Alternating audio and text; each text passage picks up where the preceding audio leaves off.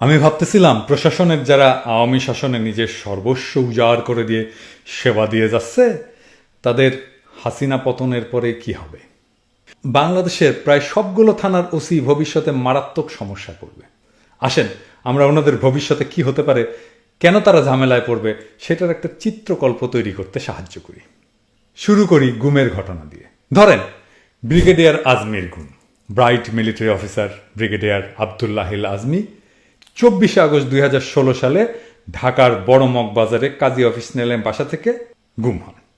সাদা পোশাকে আইন শৃঙ্খলা রক্ষাকারী বাহিনীর পরিচয়ে তাকে আটক করে নিয়ে যাওয়া হয়। ব্রিগেডিয়ার আজমি রমনা থানার এলাকা থেকে গুম হয়েছেন। এইটা রমনা থানার ওসির জুরিসডিকশন। তার দায়িত্ব ব্রিগেডিয়ার আজমিকে খুঁজে বের করা। এটাই আইন। পুলিশ কাউকে সন্দেহ করে কোর্টের অনুমতি ছাড়া আটক করতে পারে, কিন্তু তাকে 24 ঘন্টার কম সময়ের মধ্যে আদালতে হাজির করতে হবে। ডিজিএফআই একমাত্র যুদ্ধকালীন সময়ে কাউকে আটক করতে পারে। শান্তির সময়ে কাউকে আটক করার কোনো ক্ষমতা ডিজিএফআই এর নেই। কিন্তু ডিজিএফআই সে তো পুরো জেলখানা বানায় রাখছে। এই ডিজিএফআই এর পুরো চেইন অফ কমান্ড যে কি কঠিন ধরা খাবে এরা চিন্তাও করতে পারতেছে না। তাহলে সার কথা হলো, কাউকে আটক করার এখতিয়ার কোর্টের। পুলিশ এই কোর্টের দেওয়া ক্ষমতা বলেই আটক করে কাউকে। এর বাইরে আইন শৃঙ্খলা রক্ষাকারী বাহিনীর পরিচয় কাউকে আটক করার ক্ষমতা কারো বাপের নাই। আর এই যে আটকগুলো হচ্ছে তা শুধু বেআইনি না, তা অপরাধমূলক কাজ। প্রত্যেকটা গুম এক একটা অপরাধ। যারা গুমটা করছে তারে ধরতে হলে থানার ওসিরে দিয়ে তারে ধরতে হবে। কেন? কারণ হচ্ছে থানার ওসির দায়িত্ব আসলে কি? তার দায়িত্ব থানার ভৌগোলিক এলাকার মধ্যে কোনো অপরাধ সংগঠিত হলে সেটাকে বাধা দেওয়া। বাধা দিতে না পারলে তদন্ত করার দায় থানার ওসির। ইদানিং কিছু থার্ড ক্লাস থানার ওসিদেরকে বলতে শুনবেন যে অভিযোগ পেলে ব্যবস্থা নেব। অভিযোগ ভুক্তভোগী নাও করতে পারে। অপরাধ হলে এটা রাষ্ট্রের দায়িত্ব সেটার তদন্ত করা। অভিযুক্ত অভিযোগ না করলে পুলিশ বাদী হয়ে মামলা করবে। তাহলে রমনা থানার ওসি সাহেব, আপনি ব্রিগেডিয়ার আজমি সাহেবের গুম নিয়ে মামলা করছেন, তদন্ত করছেন? রাস্তা আটকায় 30 জন লোক গিয়ে ওনাকে আটক করলো, আমরা পত্রিকায় দেখছি, যার বিরুদ্ধে কোনো অভিযোগ নাই।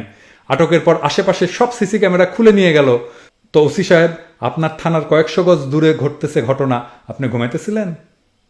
আপনি বাম্বু খাবেন এই জন্যে যে আপনি তারে খুঁজে বের করার কোনো চেষ্টাই করেন নাই। এইটা একটা ক্রিমিনাল অফেন্স। অফেন্সের দুইটা টার্ম আছে। অ্যাক্ট অফ কমিশন, মানে যারা গুম করছে তারা অ্যাক্ট অফ কমিশন করছে, এইটার শাস্তি বাংলাদেশের আইনে ফাঁসি। আর একটা হচ্ছে অ্যাক্ট অফ অমিশন, মানে যার এটা নিয়ে তদন্ত করার দায়িত্ব ছিল, বাধা দেওয়ার দায়িত্ব ছিল, যেমন থানার ওসি আপনি যদি না করেন তদন্ত, তাহলে এটা হচ্ছে অ্যাক্ট অফ অমিশন। ওসির তাহলে শাস্তি কি হবে? অ্যাক্ট অফ অমিশনের শাস্তি বা এই ক্ষেত্রে কর্তব্যে অবহেলার শাস্তি হচ্ছে প্রিন্সিপাল অফেন্ডার, মানে যারা গুমের কামটা করছে তাদের সমান, মানে এইখানেও ফাঁসি। তো ওসি ভাইয়েরা কতগুলো গুম হয়েছে খেয়াল আছে? কোনো থানার অফিসারই তো রক্ষা পাইবেন না। কামটা না কইরাও ফাঁসির দড়ি গলায় নিতে ভালো লাগবে? আপনার পরিবার আছে না? আপনারে হাসিনা বাঁচাইতে আসবে না, কারণ ওনার বরাদ্দে তো কম মামলা থাকবে না। উনি তো নিজেরে নিয়েই পেরেশানি থাকবেন। আপনারে তখন পাত্তা দেওয়ার ওনার দরকারও নাই। আপনার সামনে দুইটা চয়েস। এক, হাসি হাসি পড়ব ফাঁসি, দেখবে জগৎবাসী বলে ঝিলে পড়া। আর দ্বিতীয় অপশন হইতেছে নিজের বাঁচানির অপশন।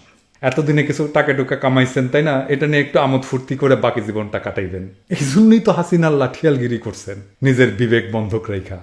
তো ওসি ভাইরা, কেমনে আপনি এই শাস্তির হাত থেকে বাঁচতে পারবেন? বুদ্ধি দেই। আপনার বাঁচার একটাই রাস্তা আছে, তা হইতেছে রাজসাক্ষী। রাজসাক্ষী রাষ্ট্রের ক্ষমা পায়।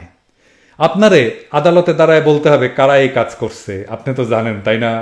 আমরা তো বেকুব না। আপনি কেন জানেন সেটা আমরা জানি, আর প্রকাশ্যে কইলাম না।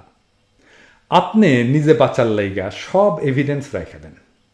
আদালতে গিয়ে আপনি গড়গড় করে বলে যাবেন কোন ক্যাপ্টেন, কোন মেজর, কোন সিপাহী এই কাজ করছে।